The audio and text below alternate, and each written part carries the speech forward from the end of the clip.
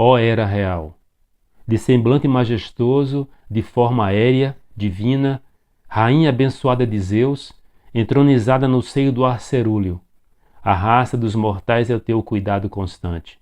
Somente de ti, produzindo todas as coisas, a vida mortal é conhecida. Todas as naturezas compartilham o teu temperamento divino e somente o domínio universal é teu. Com rajadas sonoras de vento, o mar caudaloso e os rios ondulantes rugem quando sacudidos por ti.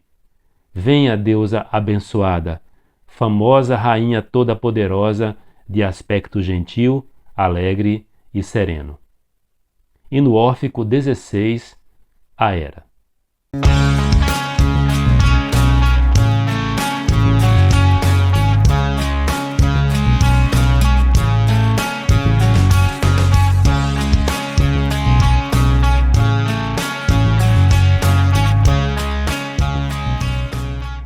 Olá, sejam todos muito bem-vindos ao canal Mitologia Grega de A a Z.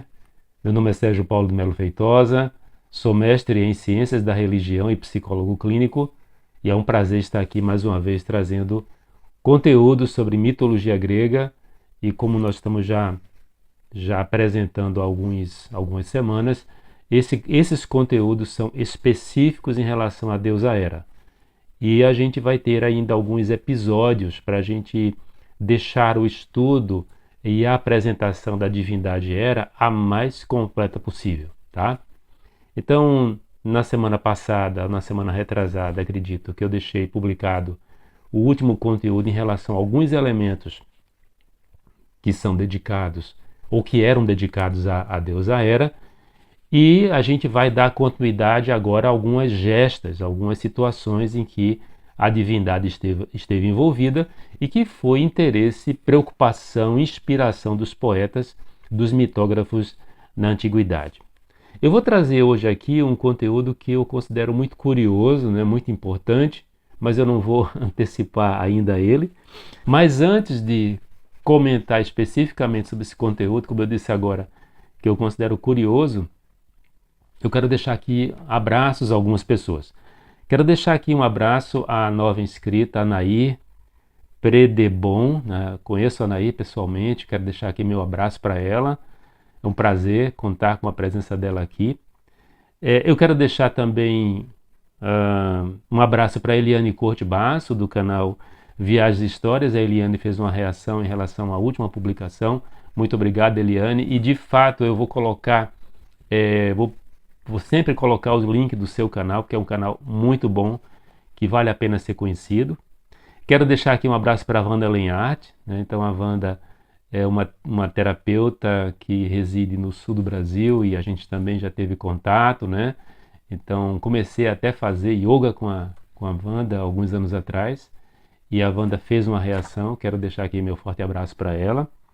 Quero deixar um abraço para o Lucas Godoy, né? Então o Lucas, na última publicação que eu fiz, o Lucas também fez uma reação, e o JR Futurismo, como sempre, ele pontua algumas questões, pontua algumas opiniões, falou que o canal aqui Mitologia Grega de A a Z é o melhor que tem sobre mitologia. Eu fico muito feliz com a reação do JR Futurismo, e na verdade, sabe, eu me pauto e me preocupo muito com qualidade e profundidade, né?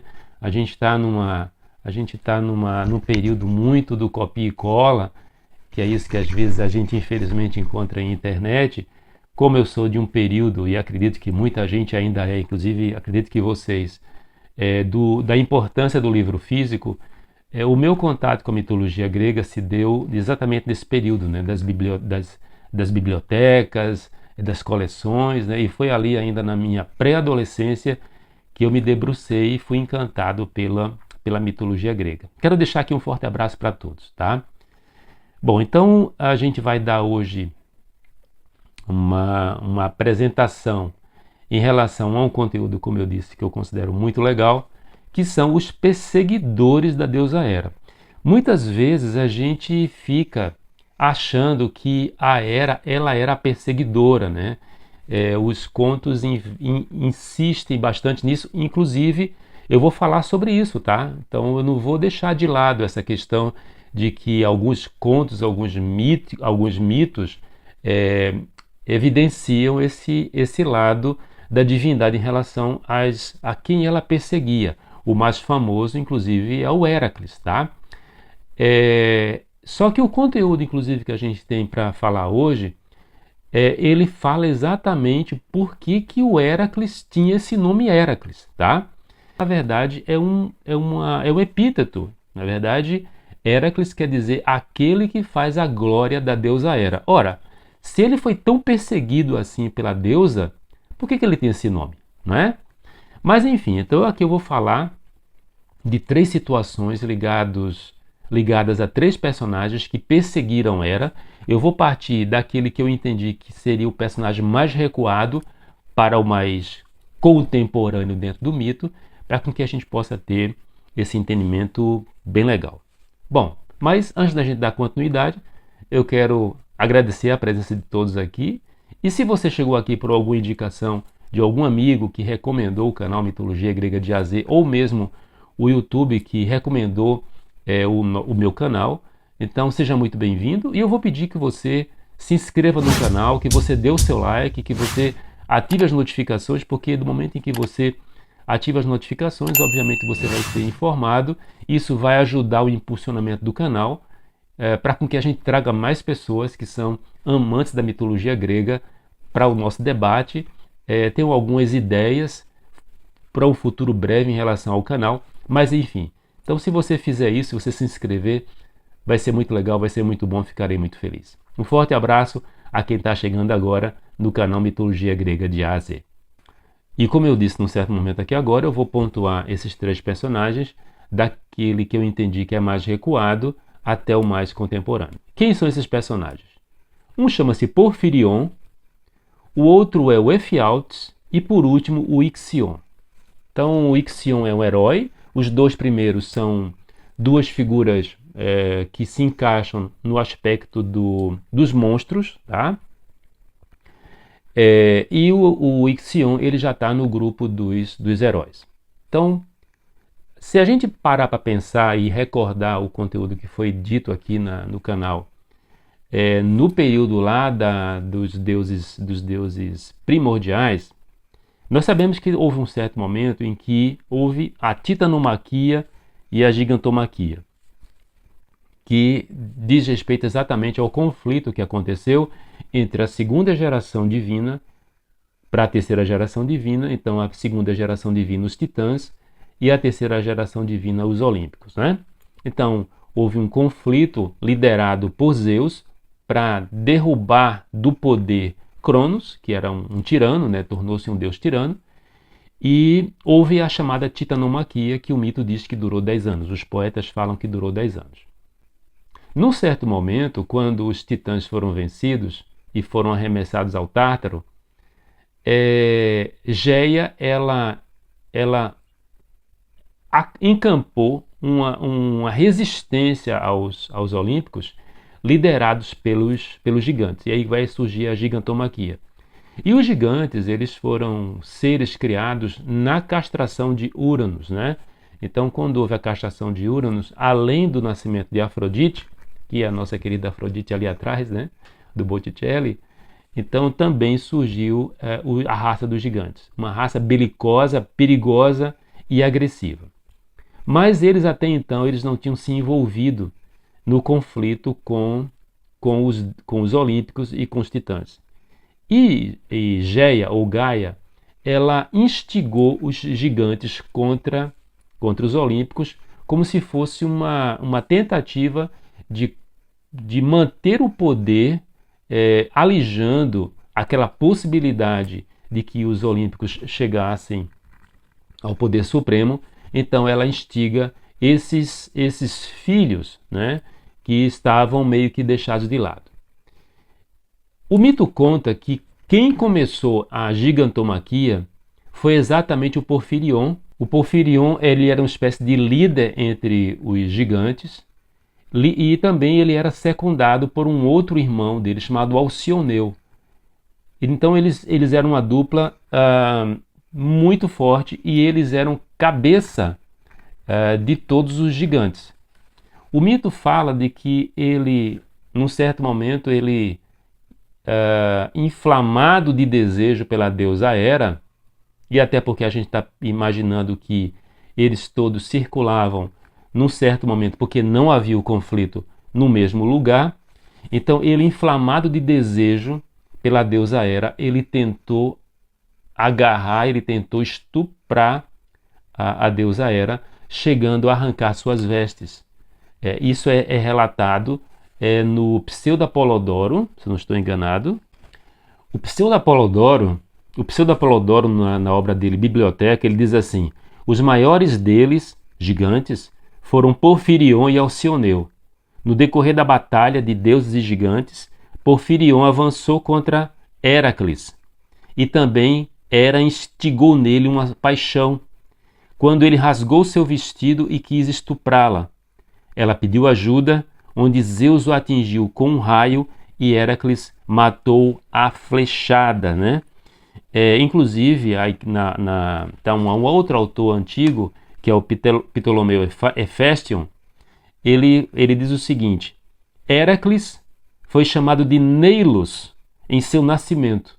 Então, quando salvou Hera, ao matar o gigante sem nome com sopro de fogo que a atacou, ele mudou seu nome porque havia escapado do perigo de Hera. Então veja que o dito Heracles, ele era Neilos, o nome original dele era Neilos. Então quando ele salvou Hera, porque o gigante tinha sido fulminado por Zeus, né? Mas logo em seguida ele mata o gigante a flechadas. Então ele, orgulhoso e sabendo que tinha também sido protegido pelos deuses, e protegendo essa grande divindade que era a deusa Hera, ele deixa de ser chamado de Neilos e ele passa assim a ser chamado de Heracles, que é, como eu disse num certo momento, que quer dizer aquele que faz a glória da deusa Hera. O Porfirion, então, ele era um líder dos gigantes. Ele, instigado por desejo, ele passou a perseguir a deusa Hera e, num certo momento, ele arrancou as vestes dela. Esse episódio foi o episódio que fez com que se desencadeasse a gigantomaquia. Não foi um risco de chão em que diz assim, ó, se tu passar aqui, às vezes você tem essas brincadeiras com criança e adolescente, né? Se passar aqui, então a briga vai começar. Na verdade, até houve uma risca no chão. E a risca no chão foi exatamente investir contra essa divindade tão importante, tão poderosa quanto a deusa Hera. E aí, a partir daí, o conflito que estava abafado, ele se desencadeia. E aí surge a gigantomaquia. E todos os gigantes, todos eles, foram arremessados no Tártaro. Na verdade, o que foi lançado no Tártaro foi o Eidolon deles. Futuramente eu vou falar sobre essa questão do Eidolon, né? Então eles são mortos, o próprio texto fala aqui que ele foi morto a flechadas, foi fulminado por Zeus com o seu raio, e aí eles vão ser lançados no Tártaro, que também é o local que futuramente eu vou falar quando eu pontuar sobre os deuses do subterrâneo. Outro perseguidor que a gente encontra na mitologia, ele faz parte ele é um gigante, mas esse gigante aqui, que é o Ephialtes, ele não faz parte daqueles gigantes filhos de Géia, tá? Ainda que em algum momento a gente encontre ele sendo filho de Géia, mas os relatos mais constantes na mitologia dizem que ele era filho de Poseidon e de uma princesa, de uma rainha chamada Ifmedia. Eu vou entrar aqui nos detalhes, né? Porque a história é uma história super complexa e bem interessante. Pois bem, Poseidon ele se relaciona com uma mulher, com uma mortal, chamada Canace. Eu vou falar aqui rapidamente da genealogia dele para todos ficarem compreendendo como a coisa processou. Então, desse relacionamento de Poseidon com Canace, ou Canace, eles vão ter 6 filhos. Eles vão ter o Aloeus, ele vai ter o Epopeus, que é o herói que vai dar origem à palavra epopeia, tá? Que a gente escuta às vezes, né? Às vezes a gente escuta a Odisseia e às vezes a gente escuta epopeia. Num outro episódio, inclusive lá atrás, eu até fiz referência ao Epopeu. Eles vão dar origem a um herói chamado Opelos, vai surgir o Nireus, o Oto e o Triopas. O Triopas vai dar origem a uma filha que é a Eifmedia, tá? Então ele vai ter a Eifmedia. Só que a Eifmedia acabou se apaixonando e casando com o tio, que é o Aloeus. Ok? Então, Poseidon cana-se, então, dentre eles, vai ter um filho que é o Triopas, e ele vai ter essa filha, que é a Eifmedia, que vai casar com o tio, que é o Aloeus. Pois bem, não satisfeita de ter se relacionado com o tio, ela se apaixona pelo avô, e o mito diz que ela ia diariamente, constantemente até a praia, e ela se banhava, ela tirava a roupa, e ela fazia uma espécie de chamamento, né? Molhando o colo, molhando os seios com a água do mar, chamando Poseidon. E aquilo aconteceu com muita frequência, até que Poseidon, vendo aquela situação, resolveu chegar lá e teve um relacionamento com a Eifmedia, que acabou gerando dele gêmeos. Curiosamente, os filhos que ela vai gerar são chamados Aloidas, só que eles não são filhos de Aloeus. Eles são filhos de Poseidon, tá? E quando eles nascem, eles já mostram que são muito diferentes. Eles são gigantes. Bem, e na medida que eles vão crescendo, que eles vão se desenvolvendo, eles eram muito belos, que é o Otto e Ephialtes, finalmente é o nome dos gêmeos gigantes, né? Filhos de Poseidon. Então eles são muito belos, só que eles são muito agressivos e meio que incontroláveis. Para se ter uma ideia do tamanho deles, que aí o mito relata, diz que com 9 anos de idade eles já estavam com 13 metros de altura e 4,5 metros de largura. Eles eram grandes mesmo, né? Então, antes de chegar na puberdade, eles decidiram provocar guerra aos deuses. Mas antes eles começaram a fazer um monte de coisas, um monte de situações. Bem, na Odisseia, Homero diz o seguinte: eu vi a esposa de Aloeus. Ela era Eifmedia, cujo orgulho era ter se deitado ao lado de Poseidon. Ela lhe deu 2 filhos, embora sua vida tenha sido curta: Oto, o par dos deuses, e o famoso Ephialtes. Esses foram os homens mais altos e bonitos que a terra fértil já criou, exceto apenas o incomparável Órion. Aos 9 anos de idade, sua largura já era de 9 côvados e sua altura de 9 braças. Ameaçaram os próprios imortais, para envolver o Olimpo em toda a fúria e barulho de guerra.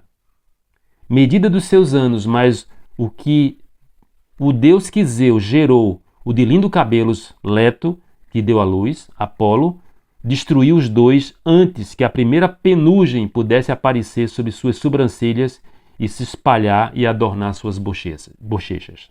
Então isso fica no capítulo 11 da Odisseia. Pois bem, então antes deles engendrarem, antes deles prepararem o conflito contra os olímpicos, eles tiveram a audácia, inclusive, de aprisionar Ares. Eles prenderam Ares numa espécie de vaso de bronze gigante. Ares ficou 13 meses preso nesse lugar e ficou tão fraco, tão frágil, que ele ficou sem forças para sair, até porque ele estava sem se alimentar do néctar e da ambrosia. Quem salvou Ares dessa prisão de bronze foi Hermes, que acabou tirando o irmão e o resgatou e o recuperou. Finalmente, eles tiveram a ideia de colocar 3 montes, um em cima do outro, porque eles queriam chegar no Olimpo, queria chegar na morada espiritual, né, dos deuses. Então, os montes que eles estavam planejando de empilhar para chegar até o Olimpo eram 3 montes famosos, inclusive o mais famoso na Grécia, que é o Olimpo, o Ossa e o Pelion.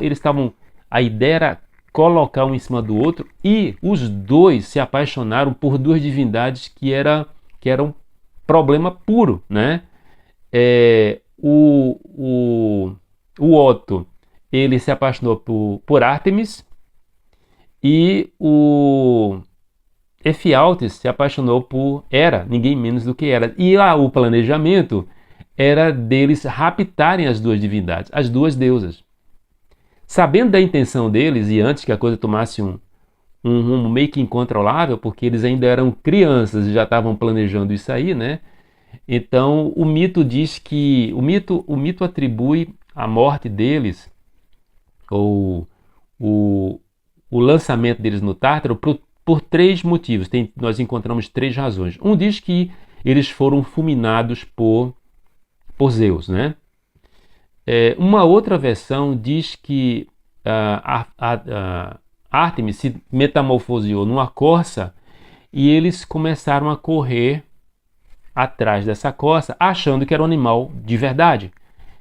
E com arco e flecha, eles tentaram matar essa corça. E ela se interpôs entre eles.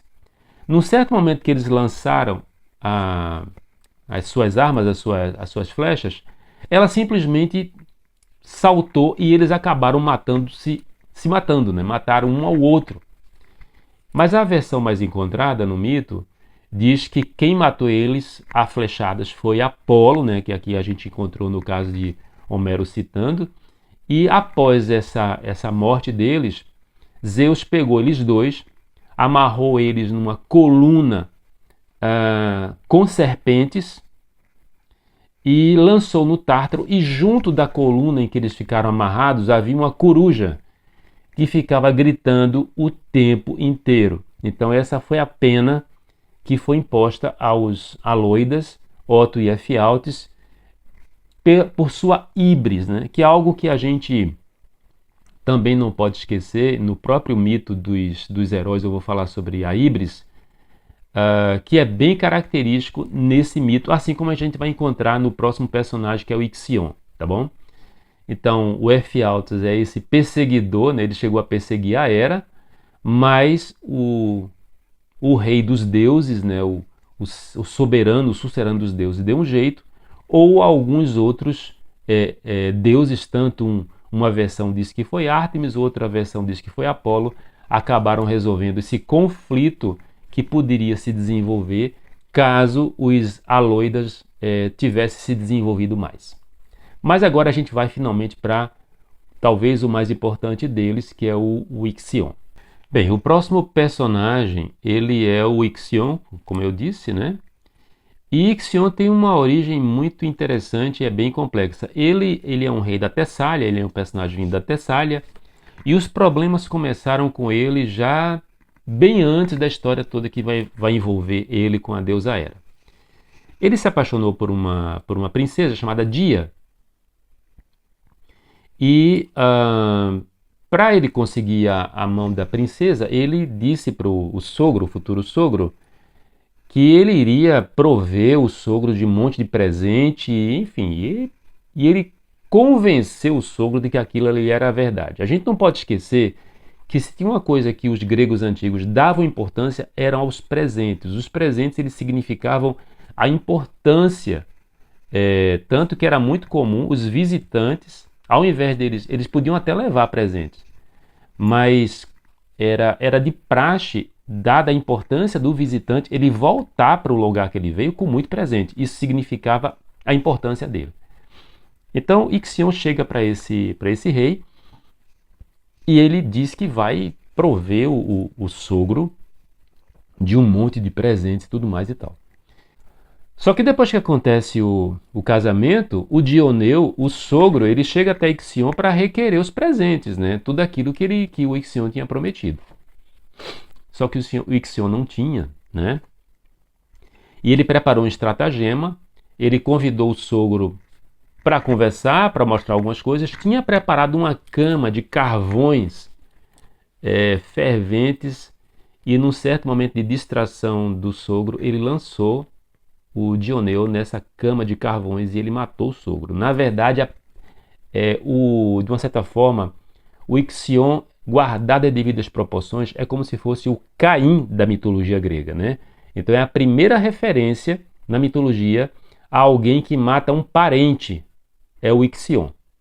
O crime foi tão sério, o crime foi tão fora do padrão, havia uma situação que acontecia da chamada purificação em situações de crime, tá? Você, quando cometia algum tipo de homicídio, você podia procurar uma cidade distante, um rei ou um sacerdote, para com que você fosse purificado e você pudesse, inclusive, fazer oferenda aos deuses, porque sem isso não havia possibilidade, você ficava um pária.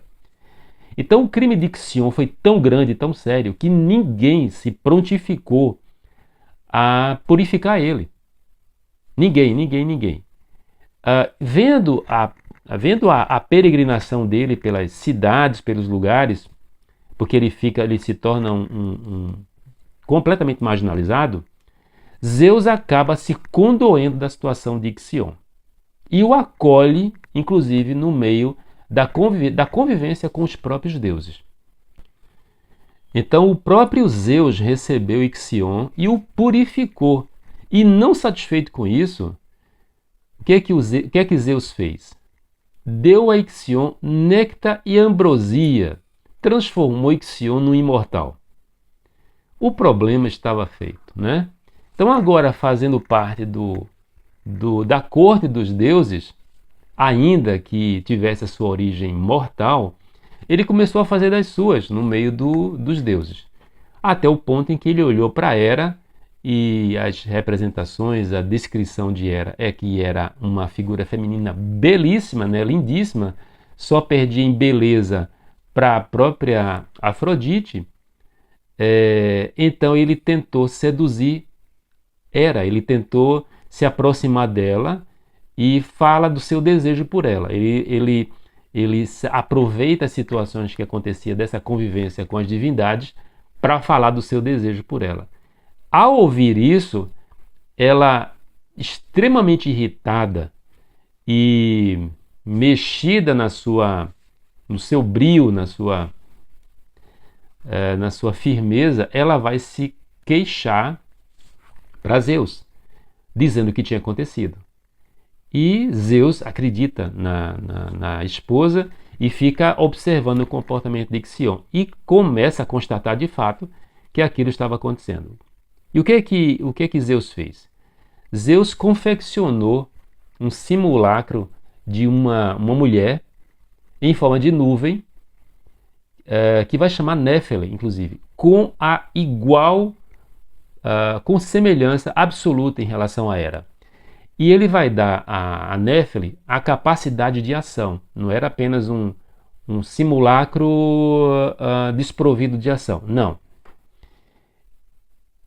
E essa nuvem, essa mulher nuvem, ela começa a mostrar interesse em Ixion. Ixion, achando que tinha conseguido de fato seduzir Hera, ele violenta a Néfele, ele violenta o simulacro de mulher que Zeus tinha criado, e dessa relação, desse relacionamento entre os dois, nasce um filho, que é o Centauro, que vai dar origem à raça dos centauros, tá?